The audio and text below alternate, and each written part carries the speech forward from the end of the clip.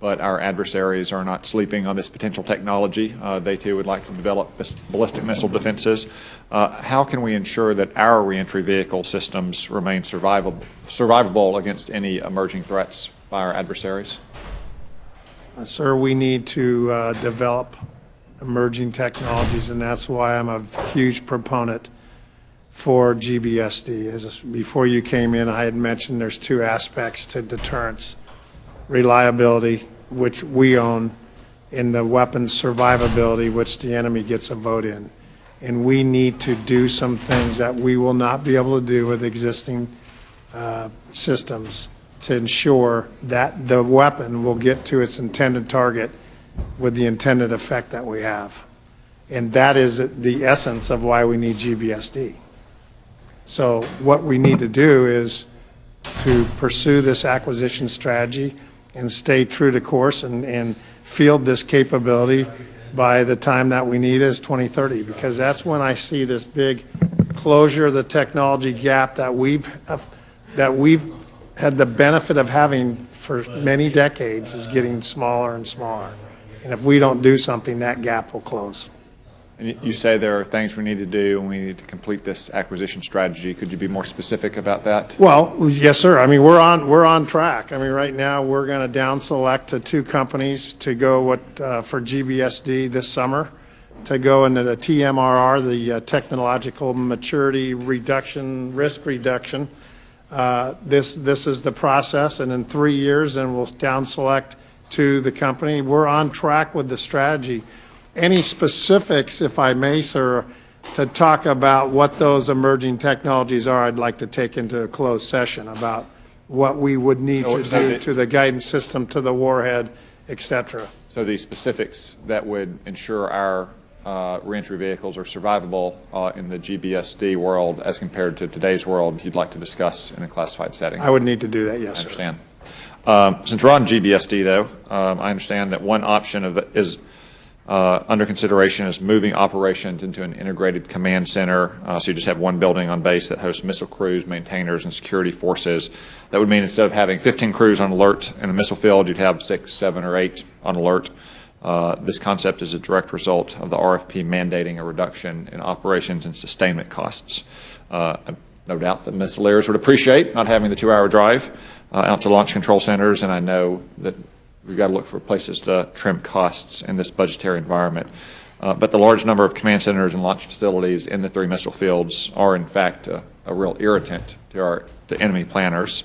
And I'm concerned that this setup might give adversaries one target instead of multiple targets, freeing up some of their forces to strike other militarily significant targets or even to target American cities. So could you please elaborate on how you can reduce on-alert missile field crews without reducing missile field resiliency? Yes, sir. I think that's a fair question. I think that these would be moderate improvements, and that wouldn't take away from complicating the enemy's targeting. There still would be a lot of launch facilities they'd have to be accountable for, and I think that we would still give them a targeting problem.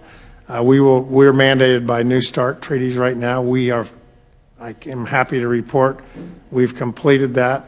We still have 450 launch facilities that the enemy has to be accounted for. Thank you. Dr. Stufer, congratulations on your new position. Our committee's loss is the country's gain. I'd like to talk briefly about satellite doctrine. Decades ago, we had satellites that were oftentimes single-mission satellites, and there's an understanding that if a sensor was nuclear designated, that the United States might take it as a precursor to a nuclear strike if there was any effort to impair or destroy that satellite. Obviously, one trend in space today is multi-mission platforms. How would that trend in satellite technology affect our doctrine as it relates to any effort to disable or destroy American satellites? Sir, space actually is not in my portfolio. But you're very smart on nuclear doctrine, and I think nuclear doctrine is... One of the key things we'll be looking at in the nuclear posture review is potential vulnerabilities to the U.S. nuclear deterrent. And so we'll be examining that very issue. So if the adversary can blind our indications and warning to an attack, that's a big deal. And one way that we do that, of course, is through satellites. And if the satellites are vulnerable, we have to figure out some way to compensate for that. And deaggregating, spreading assets around makes a lot of sense. There are other ways of doing it. I remember many years ago, we had a concept called operationally responsive space, where we had small satellites in the barn, and if our main satellites were taken out, we could immediately launch new capabilities. So I think all these points will be addressed as part of a broader national defense strategy.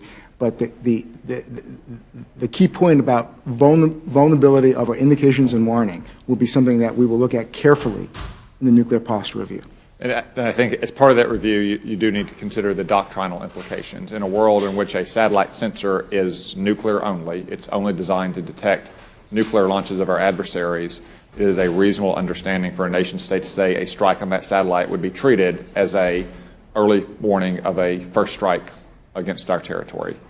If in an evolving space environment, satellites carry not only nuclear sensors, but say GPS positioning packages or communications packages, our adversaries might rightly say, well, you can no longer treat that as the early indicator of a nuclear strike if we're going to be in a conventional environment and treat that as a communications or a GPS positioning package. That's just something that I think that we need clarity on as space technology has evolved. Thank you. Just start for the record and mention that ORS is doing quite well, and I think this year their budget actually reflects the direction and trend that we've all seen coming for quite some time, and I'm excited about that progress. I want to start with General Rand and Admiral Benedict. Like Senator Donnelly, I continue to be very interested in the assured supply of domestic, trusted microelectronics. Air Force and the Navy are pursuing separate refurbishments of fusing systems for the W-88 and the W-87, which includes partnering with Sandia National Labs. Sandia's portion of the work for Navy and Air Force includes designing, qualifying, and manufacturing critical strategic radiation hard microsystems for both of those, the 88 and the 87.